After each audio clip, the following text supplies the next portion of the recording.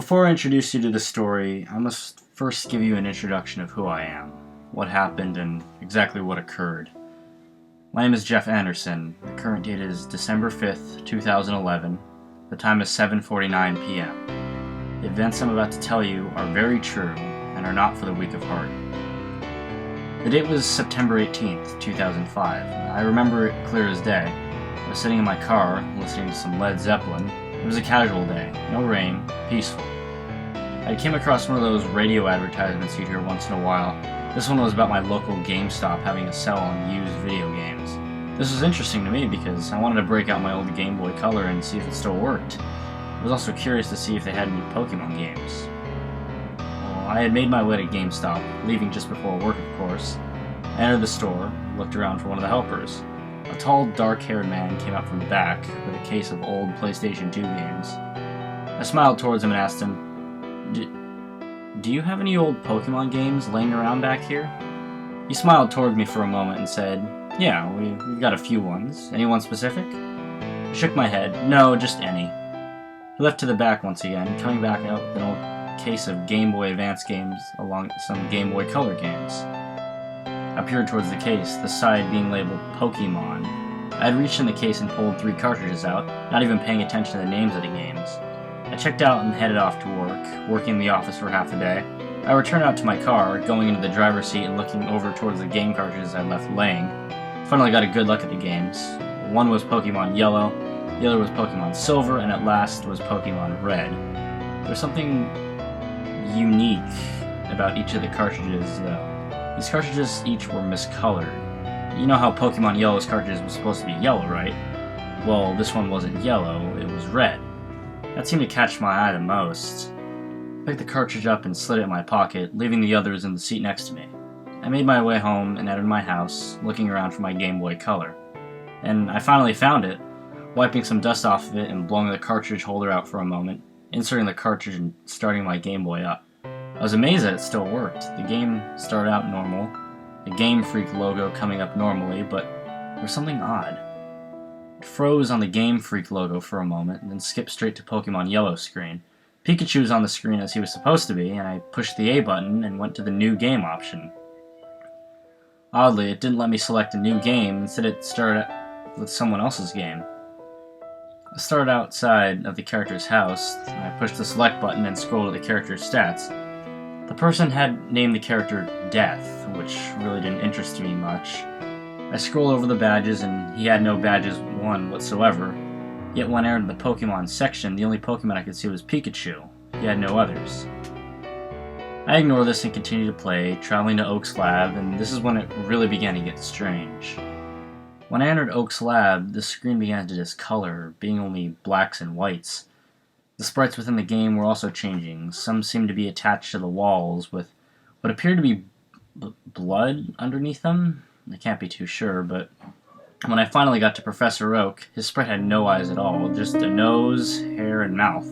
This was a bit odd to me. Was this a hacked cartridge? I continued to play, beginning to speak with Oak. Oak's speech towards the character was odd. He spoke, No one understands our pain. Only the ones who understand our pain are the ones who have died due to his wrath. Well, by now I was a bit freaked out, hesitating whether to play anymore or not. Yet again, I continued, leaving Oak's lab and heading back to the character's house. I entered the house and the game began to get even weirder. The sprite of the character was now solid black with only a white outline. The entire house was red, and the character's mother wasn't even in the house. I was stunned and moved towards the television, pressing A once again. The television's dialogue was odd, being almost like Professor Oak's. Pain is coming, let the sky rip open, and let the blood of 1,000 sinners rain down upon this unholy land. I decided to shut the game off by this point, but when I pushed the button to shut off the Game Boy, nothing happened. The game remained playing, displaying a new message. You thought you could just end the game with that? You thought you could stop his wrath? His wrath has yet to begin. The blood will shed. I pulled the cartridge out of the Game Boy suddenly, the Game Boy screen fading into white. I finally got the game to stop. I placed the cartridge down beside the Game Boy and headed upstairs to my bedroom to sleep. I woke the next morning, heading downstairs. I looked at my Game Boy Color. deciding to try and play Pokemon Yellow again. Maybe this time it would be normal. Maybe the game would be acting normal. I turned the game on, and instead of Game Freak logo being displayed, the game cut right into the character's sprite in bed. Sprite moved out of the bed on his own and approached the television by himself, and a dialogue started. Rain, rain, go away, come again another day. I gained control back over the character, moving him down the stairs. I left the house, and when I stepped out, I was in horror. The sprites that usually roamed around were laying on the ground, and with what appeared to be blood on them. It was also raining within the game, which I took as the starting dialogue from that television scene. I slowly began to move my sprite around, and then the screen began to change.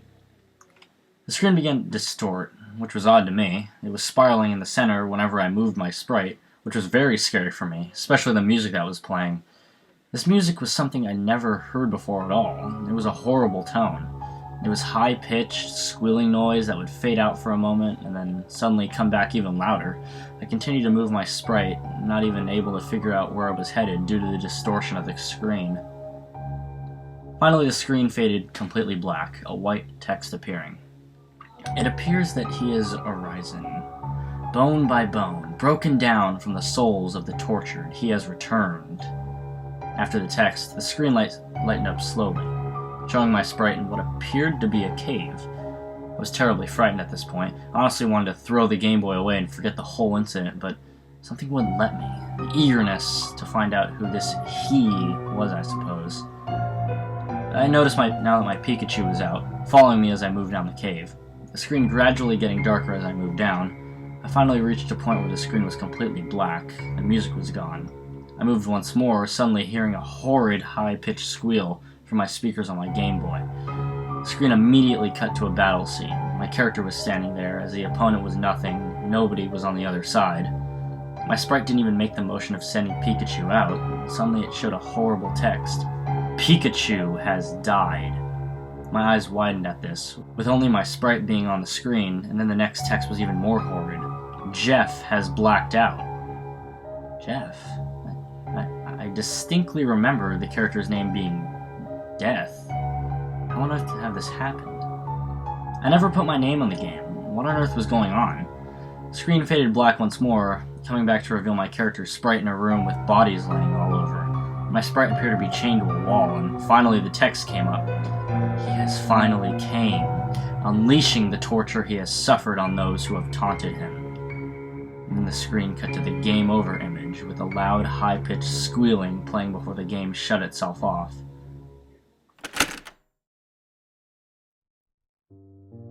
A few months passed after that.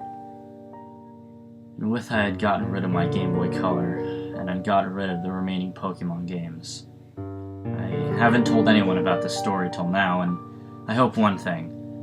If anyone does buy that cartridge of Pokemon Yellow, I hope they got rid of it as soon as they could.